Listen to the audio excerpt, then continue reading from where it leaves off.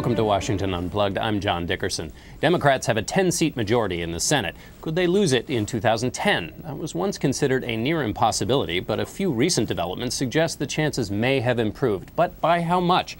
To discuss the landscape, I'm joined by the American Enterprise Institute's Norm Ornstein and the Washington Post's Scott Wilson. Norm, I want to start with you. Scott Brown comes to Washington today. The Democrats lose their 60-seat majority. What does that mean? Well, of course, part of the reason we're talking about whether the Senate is in play is the nation's politicos being thunderstruck at what happened in the bluest of blue states, Massachusetts. The Village Voice had a wonderful headline the day after the Massachusetts election: Republicans recapture majority 41 to 59. And of course, getting past that 40-seat threshold, meaning the 60-seat margin needed for a filibuster, changes the dynamics. Not as much as people might expect, though, John. The Democrats had 60 votes, but frankly, getting all 60 together, ranging from the socialist Bernie Sanders on the left to the moderate conservative Ben Nelson, was not going to happen very often. It was nearly miraculous that they did it on the health bill. Now we're going to see an interesting dynamic. Today, as Scott Brown moved to accelerate the pace of being sworn in, it was because the Republican leaders want him to be there to filibuster a nomination for a National Labor Relations Board member, and another one looking ahead for the General Services Administration. The first thing Scott Brown is going to do is vote no and join filibusters. But as President Obama said in his State of the Union message to Republicans, now you can't use us as an excuse. You can't say you've got the votes, it's your problem if you don't make it happen. You have part of the responsibility for governing. And we'll see if he's got the political savvy and toughness to make that stick and put them a little bit on the defensive when things don't happen. Scott Wilson, what's your sense of the landscape here now in Washington? We have kind of two tracks. We have what Norm just described, which is seating the new Republican senator so he can immediately vote no twice. And then you have the president in both his State of the Union and in his back and forth with House Republicans last week saying we're going to try and have a new sense of bipartisanship here in Washington. So what's the new landscape look like? Yeah, and he did it again this morning at the National Prayer Breakfast, which his remarks were all about civility. He called it a quaint word that needs to be brought back into Washington politics. There is, as you described it, sort of two tracks taking place. One that hasn't really been seen publicly is the White House press office is pushing back extremely hard, much harder than they did last year, with much more of a rapid response kind of reaction. Yesterday it was about Republican remarks over the handling of the Abdul Muttalib Christmas bombing case. But we're seeing a more aggressive approach there as well. So publicly you have still a president who is approval rating around 50%, much higher than that of Congress, making these statements about civility and the need for bipartisanship. Underneath the radar, it's a more aggressive White House in terms of pushing back on Republican partisan messages and firing up Democrats, sometimes with partisan objectives. Norm, what's your sense of this? You have, as you pointed out, these two no votes. Brown's going to come in and cast. Do you think that this sense of bipartisanship that the president's talked about is I mean, that there's just no chance that because we're in an election year? Well, it's going to be tough to change things around. And as the president said when he met with the House Republicans at their retreat in Baltimore last week, if you use a kind of rhetoric that portrays our policies as socialist or trying to undermine the country, and you portray me as, in effect, the Manchurian candidate to undermine the American way of life, how are you going to turn around and say to your base, the people you've been sending these messages to, oh, let's work out a deal with the traitor, the enemy? So it's tricky. It's tricky for Scott Brown, frankly, who got elected with some support from the Tea Party activists and others and Republican base, but never ran as a Republican, and has said that other than health care, he wants to work with the other side.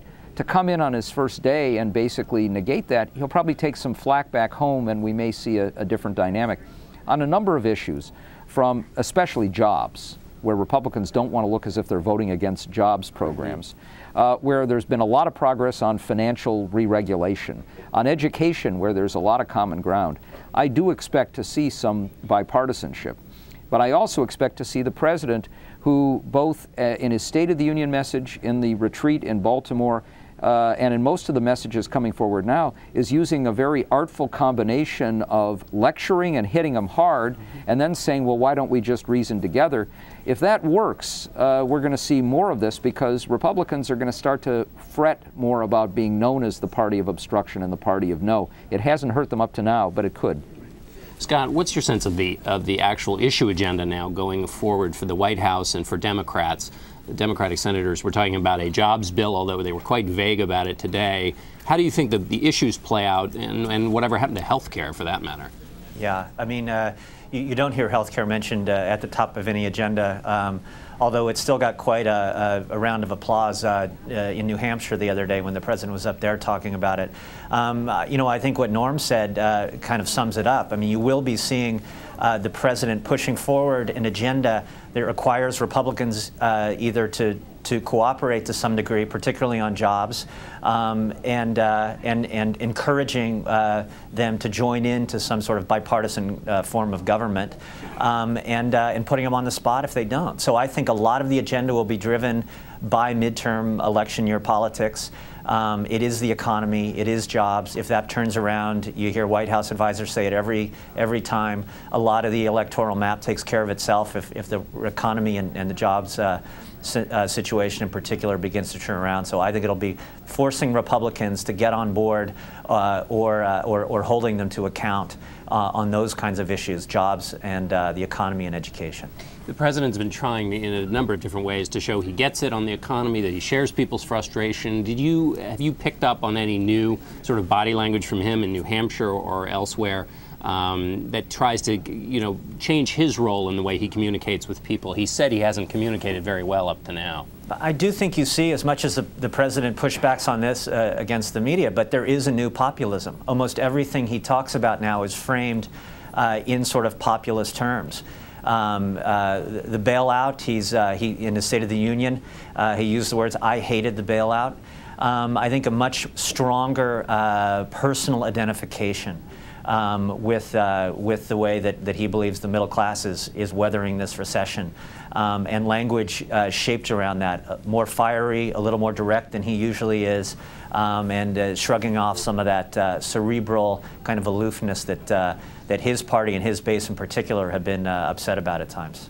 Norm, I want to ask you about the president and any distance between himself and Democratic leaders. When he aligns himself with the disappointment with Washington, as he did in the State of the Union, does he put pressure on Democratic leaders? I mean, they are running the Senate and the House in Washington. And if the president says, I'm with you out there in the country who's angry with Washington, doesn't that put some pressure on Democrats? It does, and we're going to see tension that goes in both directions.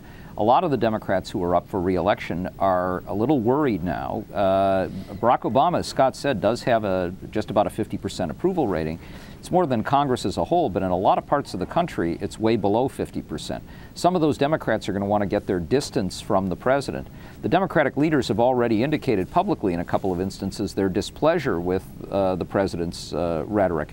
But in general, I think what we find is that both Harry Reid and Nancy Pelosi know, based on their searing experience in 1994 when they lost both houses of Congress, that if Democrats don't unite with the president, their fate is much worse. So they're going to try to work together with him. And I think, Scott is right in terms of the rhetoric, but you're going to see some synchronization in the messages here, especially as Democrats try to go after bankers, big business, and saddle Republicans with defending them. We had an instance the other day where John Boehner, the House Republican leader, met with a major banker who's got ties to the Democrats to try to persuade him to give the money to the Republicans because he said, we'll protect you. I'm not sure you want to have the message out there in the country that Republicans are standing with the bankers and their bonuses and keeping them from being regulated, which is what Democrats are going to try to do. I'm going to ask you one quick last question about the landscape for the Senate in 2010. We've got Dan Coates is now running in Indiana against Evan Bayh. Beau Biden in Delaware decided not to run. What's the chance of a takeover? What's your guess now of what will happen in the Senate? Well, it's a long time to go before the election, but the interesting element of this is that what happens 8 to 10 months before the election is absolutely critical. If the climate is such that people who otherwise wouldn't run decide that it's a good year in which to run, and that's what happened with Dan Coates in Indiana, or that it's really not a great year to run, which is part of what happened with Beau Biden, then it can turn things around. It's the quality of candidates, their ability to raise money, the kinds of campaigns that they can run that matters more than anything else. And right now, Republicans are doing very well on the candidacy front. Democrats have their problems. But for Republicans to take a majority in the Senate remains the longest of long shots. Everything has to fall into place and a little bit more, and that's not likely to happen, even in bad circumstances. Okay, Norm Ornstein of AEI, thanks very much. Sure. Scott Wilson of the Washington Post, thank you. Thank you. And now from the 2010 races in the future, we turn to the past. When Barack Obama was elected, the president he was compared to more than any other was FDR, both because of the economic and military challenges the new president faced, but also because of his even temperament. Roosevelt's eldest grandson, Curtis, wrote about his father and what it was like to live with his famous grandparents at the White House. The book, Too Close to the Sun, has recently been published in paperback, and Curtis joins us now. Welcome, Mr. Roosevelt. I want to ask you first to compare the two times, what your grandfather faced and what the new president, well, not new anymore, what Barack Obama faced and what he's going through. Well, first of all, when FDR took office, that winter in the Great Depression, 32-33, had been probably the worst this country experienced. Everyone was involved.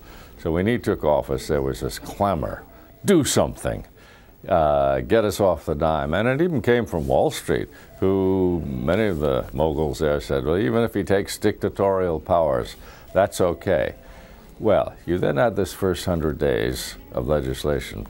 But first, even prior to that, they say capitalism was saved within 7 days. Okay. FDR was able to work on a bipartisan basis. Obama wanted to work on a bipartisan basis, but as far as I can see, it never got off the ground.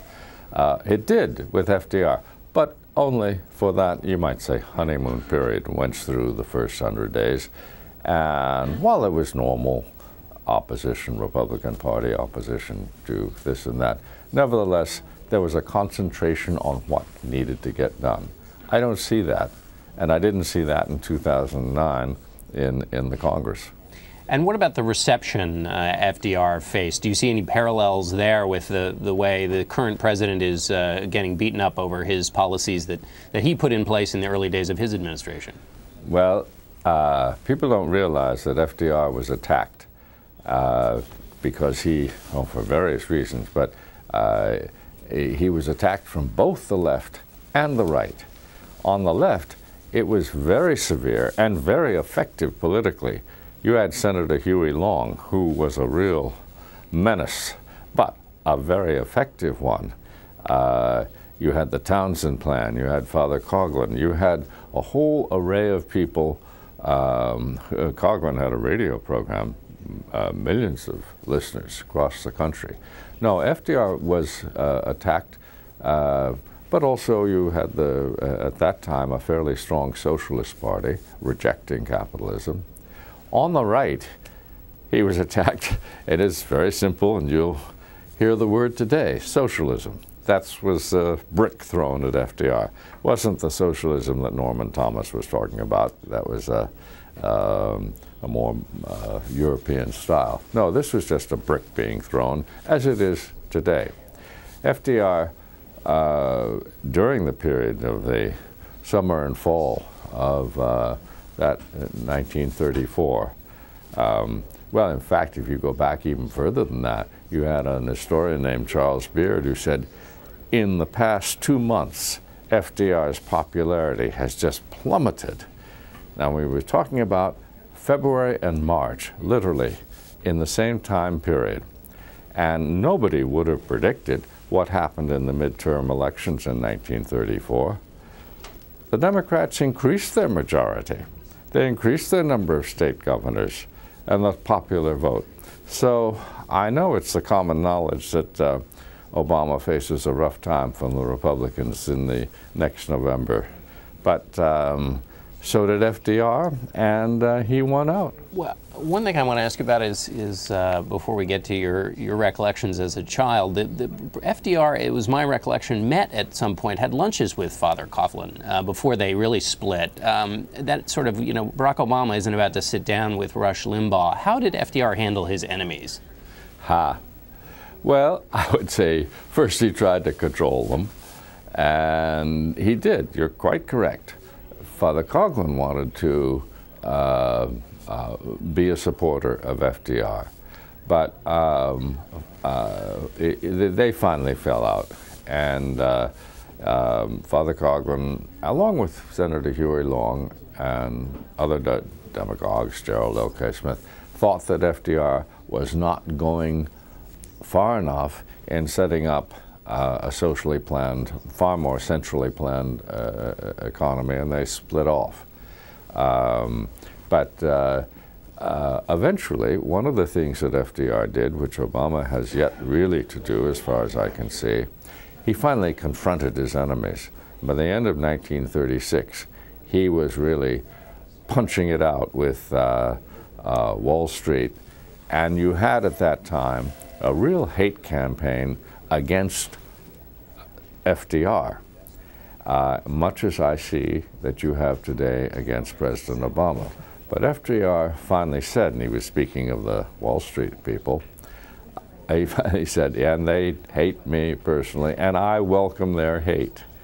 But this was at the end of his first term, so 4 years into office. I want to ask you now about the private life that you saw. You moved in at age 3, and what did it look like? We've talked now about the public man, but what did it look like from your young eyes to see the president, your grandfather and grandmother in the White House? Well, I was born in 1930, and FDR was already governor of the state of New York, so I was used to security. I mean, we had New York State troopers instead of Secret Service, so the shift over was not a big thing. And the White House is a very protected atmosphere, but it does isolate a child. However, I had a nice, warm relationship with my grandfather. My sister and I would go into his bedroom and pop up and on his bed, and we had a good time. My grandmother was a little more formal in the sense that while she cared for us, you didn't get that sense of personal warmth that you did with our papa, as we called FDR. And what about in terms of your relationship with him? When you saw him, I mean, do you have some fellow feeling for the young Obama daughters, or is it just so very much different than what we have today? It's very much different. I've been asked over and over again, what advice have you for the Obama children? And my answer is a simple none. You cannot give advice to other children. All children are different. There is one element which I think is very, very strong and very, very influential. I have the impression, I've never met the Obamas, had no occasion to do so, I have the impression that it's a fairly cohesive family, that the two girls and mother and father do have an exchange and a relationship, which we didn't really as a family. We had it with my grandfather, but as you point out, he was busy all day doing other things. So I think that's very, very important for children who are in that hothouse atmosphere of the White House. Okay. All right, Curtis Roosevelt, thanks very much for being with us. Thank you very much. And thank all of you for watching Washington Unplugged. I'm John Dickerson. Have a great day.